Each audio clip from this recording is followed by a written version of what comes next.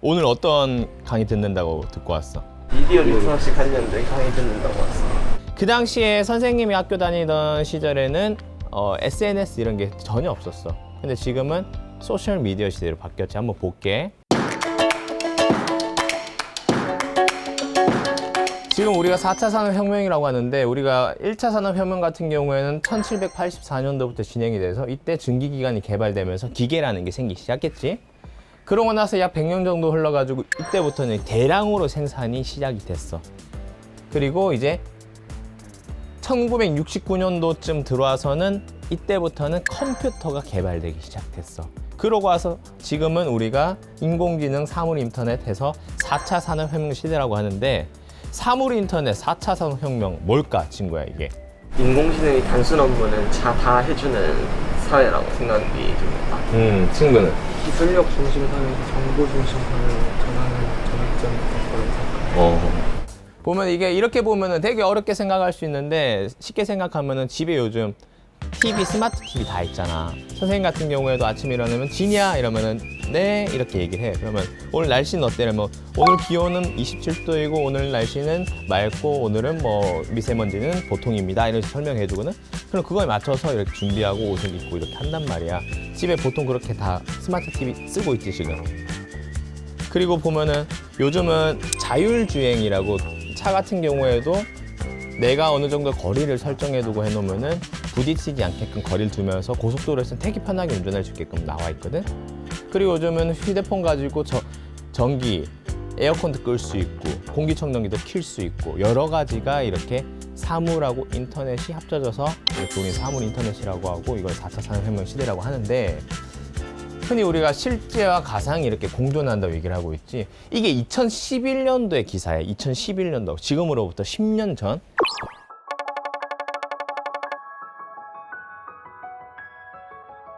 그 당시에 스마트폰으로부터 앞으로 사라지게 될 10가지에서 이렇게 기사가 나왔었는데, 사람들이 비웃었지. 에이, 그게 어떻게 그렇게 사라지냐 했는데, 보면은 MP3 플레이어.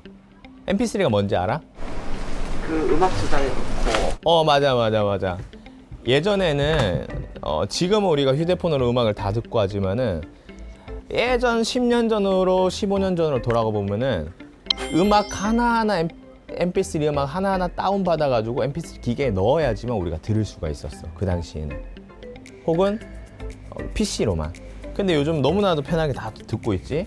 그리고 휴대용 게임기 요즘 필요 없지. 스마트폰으로 하는 게임이 얼마나 잘 돼 있어. 그리고 디지털 카메라도 요즘은 거의 필요가 없지. 핸드폰으로 너무 잘 찍으니까. 비디오 플레이어도 거의 없어졌고, 녹음기도 필요가 없어졌고, 그리고 진짜 너무나 놀랍게도 사라진 게 내비게이션. 예전에는 아이나비라고 해가지고 그 브랜드에서 내비게이션이 엄청나게 많이 나왔었어. 차마다 다 있었단 말이야. 근데 요즘은 필요가 없지. T맵, 카카오맵 많이 하잖아. PDA, 뭐 종이지도, 전화번호 안내 서비스 이런 것도 다 사라졌어. 앞으로도 많은 것들이 이렇게 사라질 건데, 그렇게 봤을 때 우리나라 현재 이제 연령별 월 평균 이용자 수 소셜 미디어를 한번 본 거야.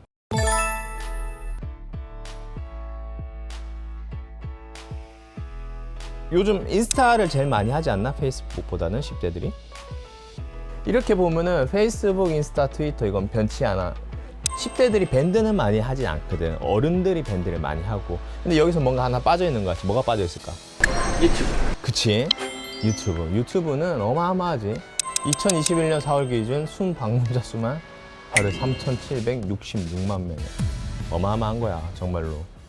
이게 현재 우리나라에서 유튜브 채널 구독자 순위. 근데 유튜브 구독자 수도 이렇게 보이지만, 이 유튜버들이 이 유튜브를 운영하면서 정말로 많은 돈들을 벌고 있지. 그러다 보니까 요즘 초등학생들은 어떠냐면은 유튜브 크리에이터가 본인 장래희망 3위나 돼. 재밌어 보이고 돈도 많이 번다고 하니까. 근데 여기서 문제점이 하나 있어. 지금 기존의 유튜브 그리고 유튜버들이 많지. 그 사람들은 자리를 잡고 있잖아. 그럼 새로운 유튜버가 나타나서 본인 유튜브를 만들어서 뭔가 좀 잘 되고 싶어. 그러면 기존에 있던 컨텐츠들이랑 겹치기 때문에 이 새로 나온 유튜버들은 어떤 행동을 하냐면은, 사람들이 이런 일이 있으면은 좀 더 내 걸 많이 봐주지 않을까? 이런 일이 생겼다고 하면은 내 거에 들어오지 않을까? 라면서 되게 자극적인 컨텐츠를 만들기 시작해. 거짓으로 뉴스도 만들기 시작하고. 그걸 우리가 흔히 가짜 뉴스라고 하지. 의도적으로 해로운 정보를 이익을 위해서 유포하는 것을 우리는 가짜 뉴스라고 해. 각자 경험했던 가짜 뉴스 사례 한번 하나씩 얘기해 볼까? 예전에 몇 년 정도 전에 손수독제 광고에서 비누를 되게 더럽게 묘사해가지고 손수독제를 더 많이 쓰게 하는 그런 광고가 있었다고 들은 적 있어요. 맞아. 친구는? 연예인 관련된 가짜뉴스 되게 많이 보는 것 같아요. 연예인 관련된 거 어떤 거? 뭐 열애설이라던가 아니면 그 개인 사생활을 좀 거짓으로 꾸며서 이미지를 좀 안 좋게 만든다던가. 맞아. 그런 것도 있어. 보다시피 여러 가지 가짜 뉴스 사례들이 있어. 예전부터 엄청나게 많았어.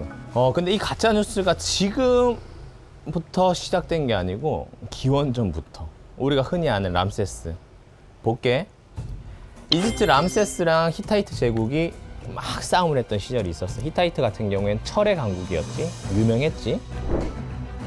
보다시피 엄청나게 두 제국이 치열하게 싸웠었는데 이렇게 치열하게 싸우다가 서로 너무 승패도 결정이 안 나고 많은 피해가 있다 보니까 둘은 평화협정을 하게 돼. 치열한 접전 끝에. 근데 이 전쟁을 안 나갔던 국민들은 이 상황을 전혀 모르잖아. 그럼 람세스 같은 경우에는 본인 제국으로 돌아가서 벽화를 만들어. 신전벽에다가 람세스의 위대한 승리로. 그럼 이 시민들은 이것만 보고 우린 정말 강한 나라, 강한 국가에서 살고 있구나. 람세스는 정말로 대단하구나. 이런 식으로 주입을 시키는 거죠. 기원전부터 이런 가짜뉴스가 있었고 우리나라 한번 볼게. 우리나라 같은 경우에는 서동요 알지? 서동요가 어떤 내용이었지? 무슨 공주가 맞둥 서방의 방에 매일 밤마다 찾아간다 이런 내용이었던 것 같아요. 맞아. 되게 정확히 알고 있네. 백제 무왕의 어린 시절이 서동이야. 말을 캐고 사는 진짜 어린 동자, 서동이라고 얘기를 하지. 말을 캐고 이렇게 팔고 살고 있는데 주위에서 한 얘기를 들어. 신라의 진평왕의 딸 선화공주가 정말 너무나 예쁘다고. 듣고 나서 궁금한 거야. 궁금해가지고 한번 그 선화공주가 길에 나올 때 기다렸다가 이렇게 보게 돼. 봤는데 너무 예쁜 거야. 너무 예뻐서 서동이는 어떻게 하면은 이 선화공주를 만날 수 있을까? 이 선화공주랑 결혼할 수 있을까? 생각을 하다가 예전에는 뉴스도 없고 신문도 없고 인터넷, 폰 이런 거 아예 없었잖아. 오직 전파되기 가장 쉬웠던 건 노래였어. 노래를 만들어 아이들한테 가르쳐. 매일매일 밤마다 선화공주가 서동이를 만나러 밤마다 온다고. 그래 밤마다 같이 밤을 보낸다고. 이 노래가 흘러 궁궐까지 이렇게 들어가게 됐어. 선화공주의 아버지인 진평왕이 이 얘기를 들었지. 듣고 나서 이 시대는 엄청 가부장적이고 특히나 왕족이니까 얼마나 화가 났겠어. 공주가 그렇게 돌아다닌다고 하니까 변명 핑계 듣지도 않고 그냥 무조건 나가라고 했어. 나가라고 하니까 이제 서동이가 선화공주 앞에 나타나서 제가 서동입니다 하고 갈 곳 없는 선화공주를 데리고 가서 결혼하고 백제의 무왕이 됐다는 이야기거든. 어떻게 이렇게 전래동화로 딱 생각해 보면은 그냥 그렇게 했구나 생각할 수 있는데 우리가 가짜뉴스 쪽으로 보면은 서동이는 본인의 목적을 취하기 위해서 가짜뉴스를 전파한 거지. 그지? 이렇게 우리나라 전래동화에도 이렇게 가짜뉴스가 있다는 거. 그러면 이런 가짜뉴스는 어떻게 만들어질까? 한번 볼게. 우리가 아는 미국인 중에 최근에 가장 유명한 사람 중에 한 명이 트럼프지. 트럼프를 모르는 사람들은 없지. 워낙 또 본인만의 아이덴티티가 강한 분이시니까. 근데 트럼프가 미국 대통령 선거 나올 때 이런 뉴스가 있었어. 교황이 트럼프를 지지한다. 교황이 트럼프를 좋아한다. 교황이 트럼프를 밀어준다. 근데 교황을 따르는 사람들은 그런 신문 기사를 보면 어떻게 하겠어? 트럼프를 당연히 지지하고 밀어주겠지? 근데 그 기사는 거짓이었어. 근데 미국 대통령 선거에 많은 영향을 끼쳤다는 거. 근데 그 가짜 뉴스를 만든 게 트럼프를 지지하는 사람들이 만든 뉴스가 아니었어. 아주 단순했어. 구글 같은 경우에는 본인이 기사를 만들어서 올릴 수 있는 란이 있거든, 따로. 그게 많은 사람들이 클릭하면은 광고 수익을 얻게 돼 있어. 마케도니아에 사는 10대 청소년들이 교황이 트럼프를 지지한다는 가짜 뉴스를 만들어낸 거야. 이렇게 해서 전 세계로 확산이 되면서 가짜 뉴스로 인해서 그 마케도니아 10대 청소년들은 돈을 벌고 대선에도 영향을 끼쳤다는 거. 보면은 이런 부분에서 우리가 필요한 게 미디어 리터러시야. 이게 미디어 리터러시라고 하면 뜻이 되게 어려운 것 같은데 우리 한번 얘기를 해보자. 미디어 리터러시가 뭘까, 친구야? 영어 사전에 리터러시라고 검색을 해보니까 문해력이란 뜻이 나와서 아마 또 미디어 여러 가지 정보가 담겨 있는 매체를 읽고 그 정보를 습득하는 방식을 말하는 것 같습니다. 그렇지. 미디어 리터러시라면 미디어를 우리가 읽고 쓰고 활용할 줄 아는 능력을 우리가 미디어 리터러시라고 하는데, 이 용어는 1990년대에 탄생했어. 그 대상은 우리가 이용하는 모든 미디어 매체 대상으로 가는 거고, 또 그 후에 2000년대에 탄생한 용어가 디지털 리터러시야. 근데 이거는 조금 함축적이지. SNS, 포털 사이트 등의 인터넷 매체, 어떤 집합으로 보면은 디지털 리터러시가 이 안에 들어가 있는 교집합인 거고, 큰 집합으로 보면 미디어 리터러시가 이렇게 되는 거야. 근데 이 미디어 리터러시가 왜 이 시대에 중요하고 우리 친구들이 일요일 날 집에서 쉬지 않고 여기 나와서 이렇게 배우고 있냐면은, 옛날로 한번 볼게. 우리가 너무나도 잘 아는 분이지. 누구야? 이제 세종대왕이지. 조선 시대에는 글을 아는 사람들은 누구였어? 주로 권력을 가지고 있는 양반들이었지. 나라에서 어떤 정보를 주기 위해서는 각 고을마다 이런 방을 붙였었잖아. 그러면은 양반 이외에는 몰라, 노비들이나 못 배운 사람들은. 그러면 이 방에 이렇게 붙어 있어, 내용이. 이 고을에 있는 모든 양반들은 이번 해에 쌀 수확량이 많으니 각자 노비들에게 쌀 한 섬씩을 제공하세요라고 붙여놨어. 근데 그 고을에 있는 양반들이 전부 다 단합해가지고 노비들한테 알려주지 말자고. 노비들이 물어보면은 그냥 열심히 농사 지으라는 내용이라고 전파하라고. 이렇게 단합한 거야. 그럼 노비들은 그냥 그 본인들이 받을 수 있는 혜택도 못 받고 그냥 살아가겠지. 이때 당시에는 이게 문자 리터러시라고 해. 문자를 읽고 쓰고 해석할 수 있는 능력이 없으면은 본인이 받을 수 있는 혜택들이 없고 권력 있는 사람들한테 끌려다니기 시작하는 거야. 그래서 세종대왕이 그때 뭘 만들려고 했어? 한글이지. 한글을 만들려고 노력하고 시작하면서 지금에야 세종대왕과 많은 학자들이 노력하여 한글이 만들어졌다라고 이렇게 결과만 얘기했지만, 그 당시 한글을 만들려고 할 때 정말로 많은 학자들이 죽고 살해당하고 엄청난 권력 다툼들이 있었어. 왜냐하면 양반들은 한글이 만들어지면은 본인들이 권력이 위태위태해질 걸 알았고, 그리고 그 당시에는 또 중국의 사대 문화가 강했기 때문에 중국을 따르는 이들 같은 경우에는 한자가 아닌 다른 글을 쓴다는 것 자체를 너무나도 나쁘게 보고 어떤 위협이라고 느꼈었으니까, 그렇게 어려운 과정들을 통해서 한글이 만들어지고 어떤 글에 대한 권력이 배분하기 시작한 거야. 그래서 지금 시대에도 되게 중요한 게 이런 부분인 거지. 미디어를 제대로 읽고 쓰고 해석할 수 있는 능력이 없으면은 그걸 가지고 있는 사람들한테 끌려가게 되는 거야. 그런 부분들이 가짜 뉴스인 거고. 이게 뭘까? 어떤 화면의 일부분이야. 딱 컴퓨터를 켰어. 우리가 흔히 가장 많이 쓰는 포털 사이트가 네이버 다음이지. 친구는 뭐 많이 써? 네이버. 친구는? 네이버랑 구글. 네이버. 네이버요.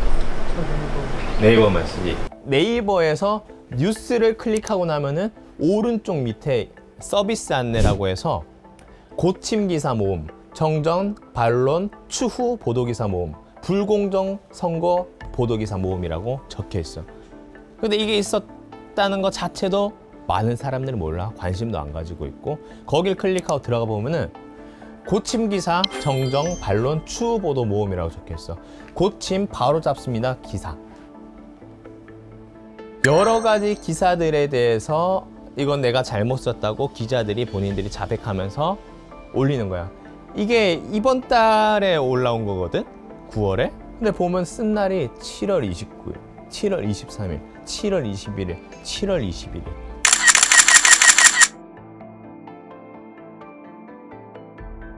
사람들이 처음에 썼던 기사만 기억하지 고침 기사 들어가서 볼까? 안 보지. 그래서 요즘 우리 친구들도 신문이나 기사들 많이 보면 언론중재법 해서 계속 개혁해야 된다고 민주당하고 국민의힘하고 서로 설전을 하고 있잖아. 민주당이 얘기하는 거는 이렇게 기사를 잘못 보도하고 가짜뉴스를 선동하고 보내는 언론들에 대해서는 많은 벌금을 주고 어떤 강제적인 법을 집행해야 된다라고 하고 있고, 그리고 국민의힘에서는 그렇게까지 하지 말고 그냥 빠른 수정을 할 수 있게끔만 해주자, 이런 식으로 두 당이 지금 다투고 있는 상태지. 이런 거를 기반으로 해서 그런 얘기들이 나오고 있는 거야. 보면은 우리가 가짜 뉴스를 이렇게 봤을 때 선생님 같은 경우에도 긴가민가 할 때가 있어. 아, 이거 뭐지? 이거 진짠가? 아닌 것 같은데? 그러면 여러 가지 체크를 할 거잖아. 그지? 우리나라에서는 메이저 언론이라는 게 있어. 예를 들어서 MBC, KBS, SBS, 동아일보, 중앙일보, 조선일보, 한겨레, 뭐 매일경제, JTBC 이런 데들.